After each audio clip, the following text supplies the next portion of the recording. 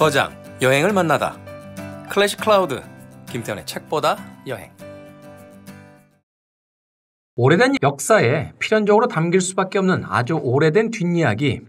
자, 클래식의 역사에도 그러한 이야기가 없을 수 없을 텐데요. 오늘은 바로 그 클래식 선율 뒤에 감춰진 또 다른 이야기를 만나보는 시간을 가져봅니다. 오늘부터 3부의 시간 동안 다양한 이야기를 나눠주실 유윤종 기자님 나오셨습니다. 안녕하세요. 네, 안녕하세요. 네, 클래식 클라우드에 벌써 두 번째 나와주시는 거죠. 영광입니다. 저희가 시작한 지 한 2년 정도 됐는데 이제 두 번 정도 나오시는 작가분들이 좀 이제 늘기 시작했어요. 그래서 저희끼리 이제 저희 인력풀이다, 저희 인맥이다 이렇게 주장을 하고 있는데 작가님은 어떻게 생각하시는지? 다른 분들은 아마 뭐 말솜씨도 능란하시고 발성도 좋으신 분들일 것 같아요. 저는 좀 예외. 제가 생각할 때는 윤종 기자님께서, 윤종 작가님께서 저희 그 클래식 클라우드를 거쳐가신 많은 작가분들 중에 당연 탑10 안에 들어가는 말솜씨를 가지고 계십니다. 네. 바로 이 새로운 책, 클래식 비밀과 거짓말을 이제 내시고 나서 이 책에 대한 이야기를 가지고 이제 저희를 찾아주신 건데요. 어떤 내용을 담고 있으며 이 책을 이제 기획하시게 된 최초의 어떤 의도가 있으셨을 것 같아요. 네. 예. 클래식을 처음 이제 접하는 분들이 되게 이제 클래식의 개설서, 뭐 음악사 또는 명곡 해설 전서, 명곡 100 뭐 이런 책들을 많이 사시죠. 네. 뭐 그런 책들 많지 않습니까? 죽기 전에 반드시 들어야 될 클래식 1001 뭐 이런 거. 근데 어차피 음악은 이제 들어야지 이제 감각 속으로 소화되는 거고요. 이제 아주 말랑말랑하게 친절하게 이제 가르쳐 주시는데 거기서 지식이 확장되기는 우리가 체험하지 않으면 한계가 있어요. 그럴 바에야 이제 클래식 음악사의 뒤에 숨은 우리가 잘 드러나지 않는 얘기들을 하나씩 이제 마치 뭐라 그럴까 서프라이즈식으로 들려드리면 좀 더 흥미를 가질 수 있지 않을까 이런 생각을 드렸고요. 네. 근데 이렇게 뭐 뒷담들만 하는 걸로 이제 책무를 다 했다라고 생각하지는 않고 뒷담들의 숨은 이게 어떤 인사이트를 알려주는가. 그래서 뭐 어쨌든 얘기냐. 예를 들어서 뭐 드보르자크가 기차를 좋아했다는데 그럼 기차 좋아한 걸로 끝? 아니, 왜 기차를 좋아했을까? 그거는 20세기를 향한 동경이 담겨 있는 거다라는 어떤 그게 상징하는 바도 풀어보려고 했습니다. 네. 그러니까 결국 이제 어떤 알려지지 않은 일화를 통해서 그것이 갖는 의미 그리고 그것이 그들의 작품에 어떻게 영향을 주었으며 그것이 결국은 그 음악을 듣는 우리에게도 어떤 영감을 불러일으킬 수 있는지 이런 부분들을 이제 정리를 해서 한 권의 책으로서 이제 엮어서 이제 출간을 하시게 된 거죠.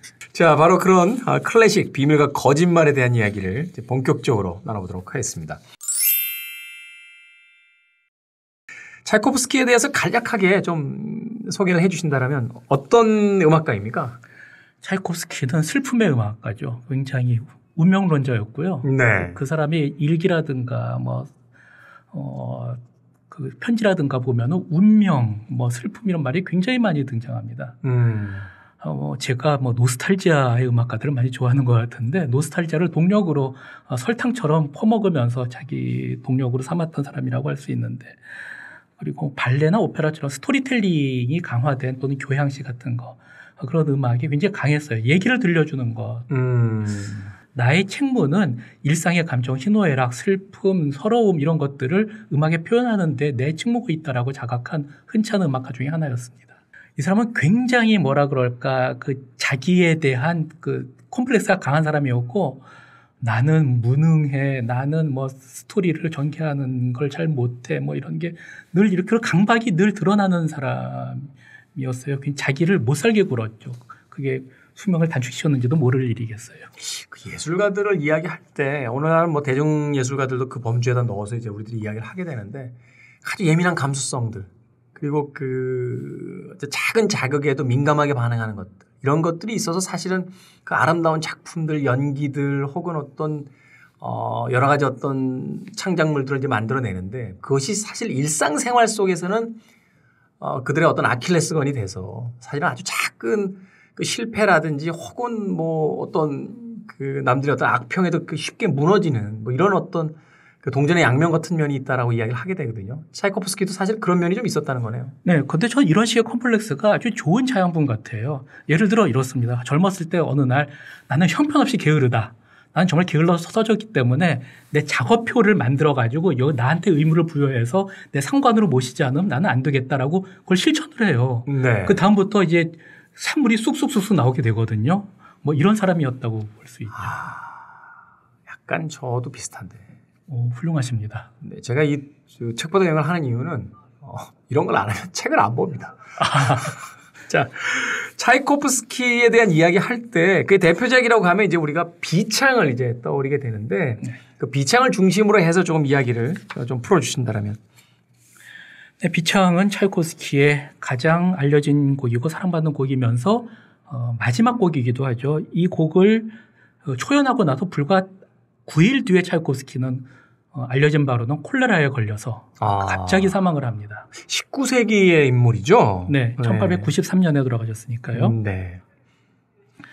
내기악장으로 구성된 곡인데 특이한 점은 다른 교향곡들이 대체로 이제 승리의 팡파르를 울리면서 힘있게 끝나는데 차이코프스키는 이 곡에서 쓰러지듯이 꺾이면서 오열 속에 끝나는 것 같은 잠겨가는 그런 특이한 교향곡의 모델을 만들었죠. 네. 교향곡이라 하면 굉장히 웅장하고 네. 어떤 그 역동성을 나타내고 막 이런 어떤 분위기로서 주로 이제 만들어졌다라면 차이코프스키의 비창은 사실은 어떤 그 비애가 담겨져 있는 듯한. 네.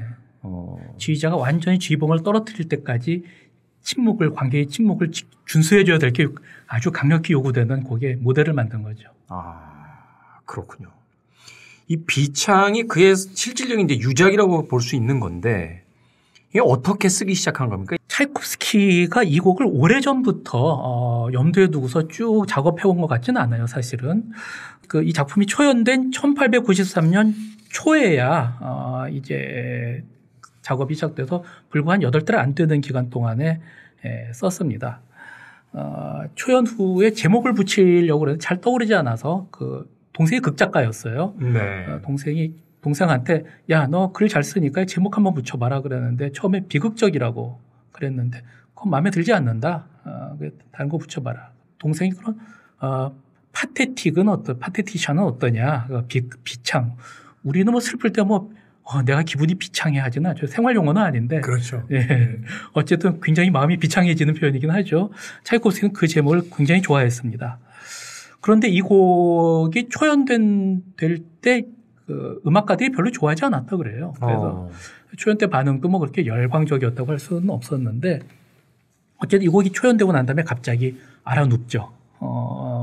설사하고 고열하고 이제 피부에 반점이 이제 보이고 네. 콜레라의 전형적인 이제 증상이었죠. 그래서 차이코프스키는 알아눕게 되고 이 초연 9일 만에 세상을 떠나게 됩니다.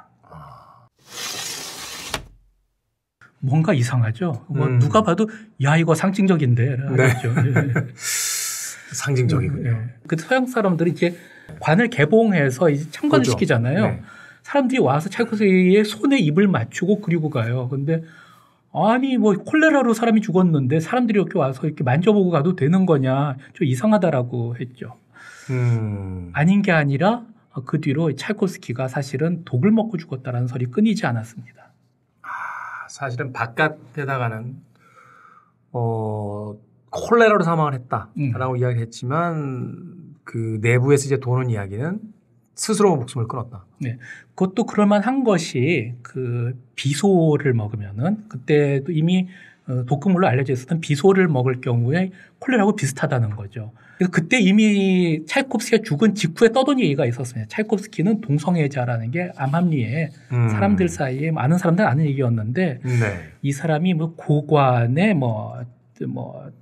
자제를 건드려서 황제가 노해서 그것과 관련이 있다는 얘기가 그때도 이미 돌았다고 합니다. 그러니까 쉽게 해서 콜레라로 알려지만 자살설도 있고 혹은 또 어떤 음모에 의해서 희생됐다라는 이야기도 있고. 네. 근데 1980년에 이제 소련에서 미국으로 알렉산드라 오를로바라는 분이 오는데 이 사람이 책을 하나 발표를 합니다. 네. 차이코프스키가 죽은 정황을 아주 자세하게 설명하는 책이었는데요. 얘기인즉 차이코프스키가 이제 법률학교를 졸업하고서 이제 부모의 강요에 의해서 아버지의 강요에 의해서 법률학교를 졸업하고서 음악의 정열을 그치지 못해서 그래서 음악가가 됐는데 이제 법률학교 동창생들이 너가 동성애로 우리 동창들의 명예를 더럽혔다. 그러니까 네가 너 거취를 스스로 결정해라. 그렇지 않으면 우리가 너를 세상에서 매장해버리겠다. 아주 불명예스럽게. 이렇게 동창들이 모여서 모의 법정을 열어서 차이코프스키의 결정을 통보했고 차이코프스키는 시간을 달라. 내가 내 일생을 결산하는 최후의 걸작을 완성하고 죽겠다. 이러고 난 다음에 비창경을 썼다. 이게 오를로바가 서방에 공개한 그런 내용이었습니다. 네. 사실 이제 지금은 러시아라고 부릅니다만 과거에 이제 소비에트 연합 시절 지금 러시아도 뭐 크게 다르지는 않습니다만 이 공산주의 국가에서 또 어떤 그 추대됐던 그런 위대한 예술가였기 때문에 그 동성애자로서 스스로 생을 마감했다라는 것을 사실은 그렇게 크게 알리고 싶지 않았던 것 때문에 이제 내부에서 어떤 자료들이 있었을 할지라도 콜레라로서 사망한 것을 이제 일반화시켜서 이제 알렸던 건데 이제 서방으로 넘어온 한 음악가에 의해서 그 내부에 있던 어떤 자료들을 가지고 근거로 해서 사실은 그가 콜레라가 아닌 비소에 의한 자살일 수 있다라는 쪽의 이야기가 이제 전해졌다라고 그 이후에. 말씀하신 대로 차이코프스키는 뭐 러시아뿐 아니라 소비에트의 아이콘이었고요. 소비에트 시대는 아니지만 소치올림픽 개막식 폐막식만 봐도 차이코프스키가 거의 한 3분의 1, 4분의 1은 되잖아요. 그렇죠. 사실 이해할 수도 있을 것 같아요. 그 20세기 중반에 있었던 뭐 앨런 튜링 같은 경우도 전쟁 영웅이었습니다만 결국은 동성애자였기 때문에 어떤 약물 치료를 강요받았고 그걸로 인해서 결국 이제 생을 마감하게 되는 경우가 또 생기기도 하고 그 전후에 있었던 여러 가지 어떤 정황들이 어떤 상황들을 보면 사실은 그 시대가 금지했던 금기를 그 욕망했다는 것만으로도 이런 어떤 비정상적인 그 이야기 속에 이제 묻혀버린 거장들이 있는데 차이코프스키도 역시 그런 어떤 한 인물일 수 있다라는 가능성을 그 이야기를 통해서 이제 우리가 전해 듣게 된 거군요. 자, 그렇다면 그가 자신의 어떤 최후를 예상하고서 만든 유작.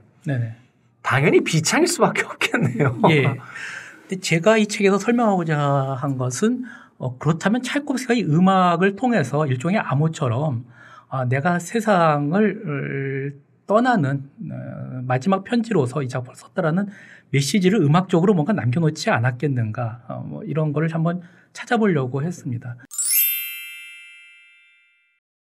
잘 알려진 거는요. 비창경호 1악장에 트럼본을 아주 비장한 주제가 나오는 게 있어요. 빰빰빰빰빰빰빰 하는 선율이 딱 한 번 나오고 사라져 버리거든요. 마치 뭐 손을 들고 금방 떠나는 것처럼 그게 사실은 러시아 사람은 거의 아는 선율이에요. 러시아 정교의 레퀴엠, 죽은 사람의 미사에 붙이는 그 선율에 주여 당신 뭐 종이 뭐 영원히 갈 때 받아주소서 뭐 이런 가사를 바로 선율로 잠깐 나왔다가 이제 들어가는 면도 있고요. 이제 그런 것은 이제 우리가 소화하기 받아들이기 이제 어렵지 않은데 조금 더 복잡하게 생각해야만 이제 우리가 알 수 있는 것들도 있습니다. 예를 들어서 이 곡이 시작할 때 베이스가 라에서부터 미까지, 그러니까 주음에서 소금까지 반음씩 떨어져요. 딴띵띵딴띵딴띵 하고 반음씩 내려가는데 이런 수법이 이제 바로크 시대에 사람이 죽어가는 모습에서 가장 많이 쓰던 음형이거든요. 이걸 라멘트 베이스 또는 험난한 진행이라고 했는데요. 예를 들어 핸델의 그 디도와 에네아스라는 오페라에 나오는 내가 죽어 땅에 묻혔을 때라는 아리아가 이거 굉장히 비슷하게 진행이 됩니다. 근데 그 가사가 재밌어요. 가사가 어떤 가사인가 하면 내가 죽어서 땅에 묻혔을 때 나의 불행한 운명이 뭐 그대를 이제 슬프게 하지 않기를 하지만 나의 이 불행한 운명을 잊어주십사 하는 가사거든요. 그런데 베이스만 아니라 선율까지 거의 같아요. 이제 이 서주 선율이 라시도시 하고 이제 파고스로 나오는데 이 그 디도의 아리아도 When I am late 하고 내가 땅에 누웠을 때 라시도시 이렇게 진행이 돼요. 그러면 찰코프스키가 이 디도의 아리아를 끌어와서 내가 땅에 누웠을 때 나의 불행한 운명을 당신들은 잊어달라라고 말을 걷는 것 아닌가 이런 느낌이 듭니다. 우리가 그냥 이 음악을 그저 슬프고 우울한 음악으로만 이렇게 생각을 하다가 말하자면 그게 어떤 죽음에 대한 그 의문들이 들기 시작하고 그에 대한 새로운 해석들이 나왔을 때 들여다보게 되면 풀리지 않았던 어떤 공간들이라든지 어떤 음률들이 이제 비로소 해석되기 시작하는 단지 그것이 뭐 우울한 단조로서만 쓰여진 게 아니라 어떤 언어를 가진 내용물처럼 이제 느껴지게 되는 그런 이제 구간에 이제 도착하게 되는 거군요. 네. 사실 제가 찾아낸 게 또 하나 있는데요. 저로서는 네. 약간 회심에 그런 걸 이제 설명을 해 주세요. 이게 책으로 이제 표현하기에는 약간 네. 책으로 읽는 분은 이게 무슨 소리 하실지도 모르겠어요. 이게 음악이 들려지지 않으니까. 근데 제가 못 부르는 제 노래까지 동원해서 좀 말씀을 드릴까 합니다. 차이코스키가 아주 좋아한 차이코스키 작품의 전형적인 그 테마가 하나 있어요. 제가 일곱음 주제라고 부르는데요. 네. 박자로 따지면 따라라라라라라 그 반박을 쉬고 네. 그 8분음표 7개가 연달아 나옵니다. 싱코페이션처럼 이제 절음을 들어간 상태에서 따라라라라라라 이렇게 되는데 예를 들어서 교향곡 4번의 2악장 보면요. 따라라라라라따 도시라 솔라 미미 이렇게 나오고요. 네. 그다음에 초기 가곡인 그리움을 아느니라는 가곡이 있어요. 그걸 보면은 알라인 운트 앞게 트렌드 폰 이렇게 되는데 살짝 내려오다가 살짝 올라가죠. 네. 그 가사를 보면은 모든 즐거움으로부터 떨어져 나와서 나 홀로 이런 가사입니다. 그리고 그리움을 아느니만의 그 선율은 단조가 단순히 장조로 바뀌어서 그의 중기 작품인 모음곡 3번에 그대로 등장해요. 네. 도시라 솔 파미레 도시라라 솔 하고 장조로 바뀌는데 이 악장의 제목이 엘레지입니다. 반박을 쉬고 들어갈 수 있지만 처음 시작 부분을 2배로 늘려서 4분음표로 시작할 수 있어요. 따라라라라라라. 이게 차이콥스키의 가장 사랑받는 오페라인 예프게니 오네긴의 결투 장면에 나오는데요. 네. 결투를 하게 된 두 사내가 있어요. 렌스키란 사람이 올가란 사람하고 약혼을 한 단계에서 결투에 연루가 돼가지고 결투장에 먼저 나와가지고 독백을 하는데 앞으로 어떻게 될 것인가 나는 앞날이 아무것도 보이지 않는다는 서글픈 노래를 부릅니다. 그 노래가 도시라 솔 파미레 파미 하는 이 7음 주제를 담고 있어요. 그런데 차이코스키가 마지막으로 쓴 이 비창교향곡 1악장에 가장 인상이 두드러지는 제2주제 선율 그 가요 주제에 미레도라솔 미솔도라솔하는 전형적인 그 7음 주제에 가장 모범적인 정수 같은 그런 선율을 갖다 넣었단 말이죠. 네. 그리고 이 음형이 상징하는 바는 우리가 바로 찾아본 것처럼 무엇을 시작할 의지도 없다. 이것은 슬픈 노래다. 모든 슬픈 것으로부터 떨어져서 나는 혼자다. 앞에 무슨 일이 닥칠 것인가. 앞날은 어둠 속이다. 이 주제와 관련된 모든 텍스트가 같은 지점을 가리키고 있거든요. 네. 그리고 이 곡이 나온 지 9일 만에 차이코스키는 목숨을 잃게 되죠. 결국 이것이 우리들의 어떤 추측에 불과할 수도 있겠습니다만 결국 그가 마지막으로 남겨져 했던 작품은 자신의 인생에 대한 스스로의 어떤 반추일 수도 있고 또한 자신의 장례식에서 불려지길 원했던 스스로에 대한 레퀴엠일 수도 있다. 네. 그것이 바로 비창이다라고 이야기를 할 수 있는 거네요. 예. 그럼 이걸 보면 우리 차이코스키는 뭐 빼도 박도 할 수 없이 자기 목숨을 끊는 게 확실하지 않느냐라고 네. 생각할 수도 있겠는데 사실은 이 오를로바란 분이 차이코스키 자살설을 제기한 다음에 반박글도 굉장히 많이 나왔습니다. 예를 들어서 오를로바가 주치의가 차이콥스키의 죽음을 설명하는 그런 글이 굉장히 건조하다. 뭐 짜고서 이제 작성한 무슨 허위 진술서 같이 느껴진다라고 하는데 그런 양식은 이제 당대 러시아에서 가장 표준적인 의료 양식이었다.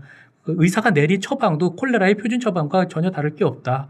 이런 이제 얘기들을 하는 의료진들의 이제 증언도 많이 나왔고요. 네. 차이콥스키는 콜레라 죽은 게 맞다라는 반박도 굉장히 많이 나왔습니다. 그래서 저는 이게 어차피 결론을 지을 수 없는 이 차이콥스키가 목숨을 끊었는지 우리가 과학적으로 설명을 할 수 없는 한 이 차이콥스키가 음악 속에서 나타낸 자기의 죽음과 관련된 모든 것들이 그걸 차이콥스키 자살설로보다 약간 좀 해방시켜주는 게 낫지 않을까. 차이콥스키는 자기가 죽을 마음이 있었든 없었든 어쨌든 이 작품을 자기의 음악적인 어떤 결산이자 유서로 슬픈 걸작을 만들어 놓고자 하는 의사는 분명하지 않았던가. 전 이 정도로 이제 얘기를 해볼 수 있겠다. 네, 그렇습니다. 말하자면 이 작품을 쓰고 이제 스스로 죽음을 선택하겠다라는 어떤 그 국지적인 어떤 상황이 아니라 네. 자신의 어떤 대표작을 하나 써봐야겠다라고 했을 때 그것을 나의 인생에 반추해서 내 죽음이 일주일 후가 될지 70년 후가 될지 모르겠지만 삶을 마감한다면 과연 어떤 감정일까? 네. 그리고 그 감정 상태에서 써낼 수 있는 곡은 무엇일까에 대한 것을 통해서 만들어진 곡이다. 네. 라고 해야 우리가 좀 더 가질 수 있는 해석의 폭이 네. 좀 더 넓어지지 않겠느냐. 네. 그건 이제 모든 사람이 합의할 수 있는 지점이겠고요. 네. 하지만 차이코프스키가 그러고서 목숨을 끊었다라고 가정을 한 다음에 이 주제들을 맞춰보면은 등골에 서늘한 게 흐르는 건 사실입니다. 네. 사람들은 늘 더 흥미로운, 더 드라마적인, 극적인 요소들이 있는 이야기들을 더 선호하잖아요. 그렇죠. 그것이 어떤 그럴만한 근거나 단서들이 더 많기 때문이 아니라 좀 더 우리의 어떤 관심을 끌 수 있는 이야기들을 선호하게 되는데 그런 의미에서 본다라면 물론 정리해 주신 그 마지막에 인생의 어떤 대표작 혹은 인생에 대한 그 유서로서 미리 작성된 곡일 수도 있다라는 해석이 좀 더 많은 사람들이 동의할 수 있는 지점이겠습니다만 아마도 호사가들은 네. 그는 타살이 아닌 자살이었을 것이며 이 작품은 바로 그의 마지막 그런 심정을 담은 음악이다라고 하는 주장에 더 많은 또 청취자들이 귀가 끌리지 않을까 하는 또 생각도 해보게 되네요. 근데 사실 이 차이코프스키가 워낙 유명한 그 음악가고 또 그의 음악에 대해서 우리가 깊은 지식은 없습니다만 그래도 몇 번쯤은 본 그런 어떤 경험들을 가지고 있다라면 이 이야기가 굉장히 흥미롭고 또 그의 작품을 그것을 통해서 다시 한번 들어볼 수 있는 또 훌륭한 계기가 되는 것만큼은 또 분명한 사실인 것 같네요. 네, 그러고 보니까 이 얘기하기 참 좋은 계절이네요. 그 분위기, 그 대기의 쓸쓸함도 그렇고 차이코프스키가 마침 돌아가신 날짜가 11월 6일이거든요. 11월입니다. 11월 6일. 네. 오늘 녹음하고 있는 바로 오늘이 11월 6일인데. 네. 그렇군요. 바로 오늘이네요. 여기 어디 와 계신 거 아닙니까? 네. 자, 손 한번 들어보겠습니다. 흥미롭습니다. 우리를 사실 어떠한 예술적 경험으로 이끄는 것은 그 예술 창작품 자체가 가지고 있는 순수한 아름다움일 수도 있겠습니다만 거기에 덧붙여지거나 혹은 해석되는 여러 가지 이야기들을 통해서 흥미를 갖게 되고 또 그 흥미로움 속에서 새로운 것을 기꺼이 경험할 수 있는 어떤 용기를 부여받게 되는 건데 그런 의미에서 차이코프스키에 대한 오늘의 이야기는 우리가 멀고 어렵게만 생각했던 클래식 음악에 대한 어떤 또 다른 어떤 접근 지점을 제공해 준다는 면에서도 충분히 좀 유의미한 이야기가 아닌가 하는 생각도 하게 되네요. 그렇게 들어주셨다면 굉장히 감사한 일입니다.